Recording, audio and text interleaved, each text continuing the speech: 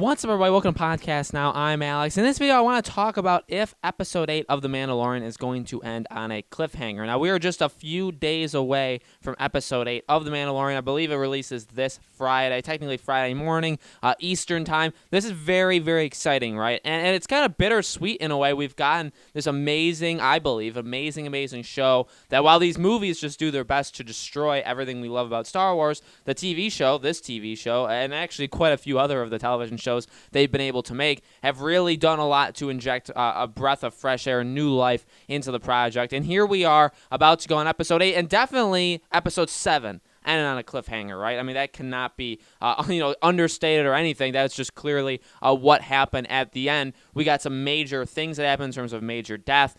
We got basically our heroes pinned down with really no way out as of right now. We'll have to see how they actually get out of it. But they're already filming Season 2. Season 2 is well underway. I mean, they were already filming it back in the middle of November. So you have to imagine, a television doesn't take all that long, especially if it is only 8, maybe 10 episodes for Season 2. So they've been doing it for, a pretty good time now. I'd imagine that this is a yearly thing, hopefully. So maybe next fall we can get Season 2.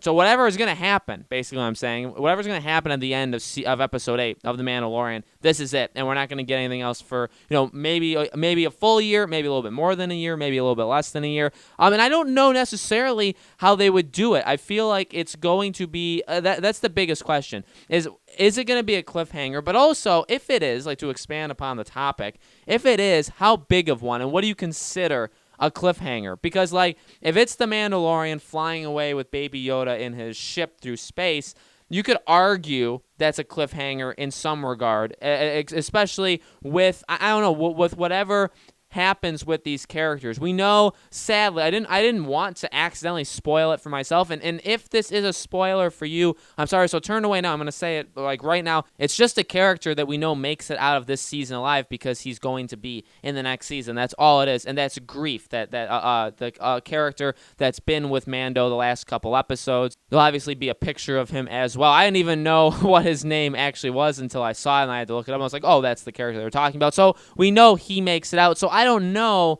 if it would end with the Mandalorian just kind of going his own way, but then this character staying there, staying and doing whatever he wants to do. It's going to be interesting to see where they leave all these characters off, or do they do something where they end it on some really high note that definitely sets up, and that's another thing.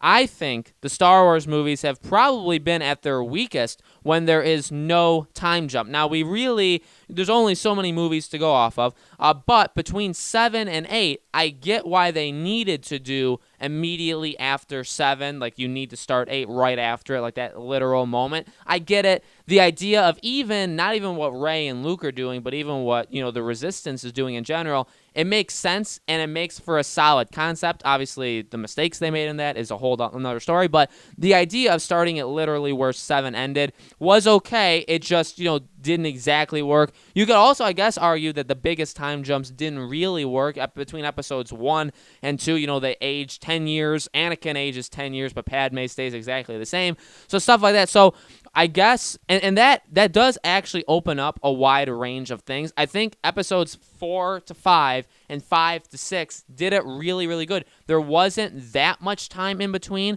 but there was a little bit of time in between, and you kind of get to go through your brain what exactly is going on or what's happened in the time in between these episodes, right? What exactly is happening. And so when you think of this, and how does that connect to the cliffhanger? Well, it does, because if it's a really big cliffhanger, then you have to start it shortly after, if not directly after. Season 2 needs to start shortly or directly after Season 1. Whereas if it's kind of open-ended, if they're kind of just going their own ways, or maybe they have a threat, but they have no way of dealing with it this second, and they need to plan something and put something together, in a way, I think they could do, if they can't take out this garrison of these elite troopers that they're dealing with, or the main villain.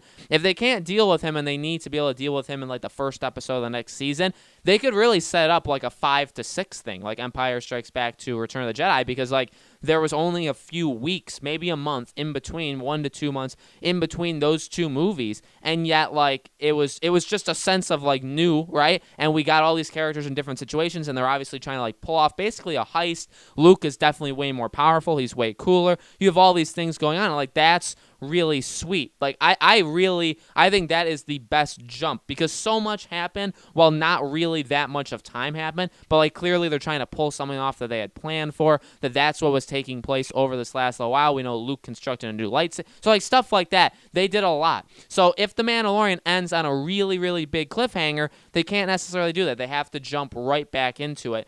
If it doesn't, then you have a chance where you can kind of take a little bit of time goes by and then come back, and then, who knows what is exactly changed. And I feel like with the way that the show is, and just like its style, and it's trying to bring us back to old-time Star Wars, I feel like there will be a slight break of time. Like there will be a time lapse in between the two seasons, and in which case I'd feel like it's not necessarily going to end on the biggest cliffhanger. Not every episode, I'd say less than half the episodes have really ended on a cliffhanger. Like, yeah, there was a character that walked to that bounty hunter that was dead, and we were like, oh, who's he?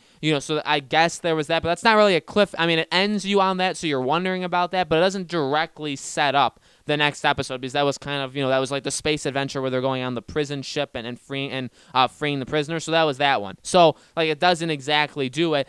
You could say definitely episode 7 cliffhanger. We don't know. It leaves our characters in peril. We don't know where they're going to go from here. And then obviously episode 8 needs to solve it.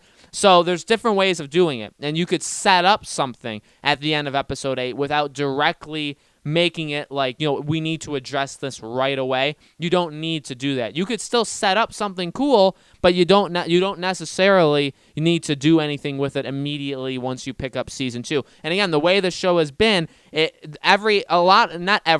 but quite a few episodes do feel very self-contained. It is that old, like, westerny kind of Space Jam thing where, they're going on this adventure here, and then, we're going to go on this adventure here, and we're meeting this new character, but then we'll go back and meet this character that we met a couple episodes. So they jump around a lot, and the episodes are very, like, the overall feel of the show is very much that. Like, yes, it's Star Wars, and yes, it's got that, but how the show is literally produced and how the show goes about its way, it really is that, where it does kind of jump from place to place. So I don't know if ending it on the biggest cliffhanger in the world is going to, it would exactly like, I mean, it would be different, and then we could argue like, oh man, like they did something different. This doesn't feel like how they've ended any of the other episodes, and it's really, really cool. I mean, we could all be saying that at the end of episode 8, and there's nothing wrong with it. It's just, I don't know if that is like what they're planning. It hasn't been what they've shown us so far. So I'm really interested to see.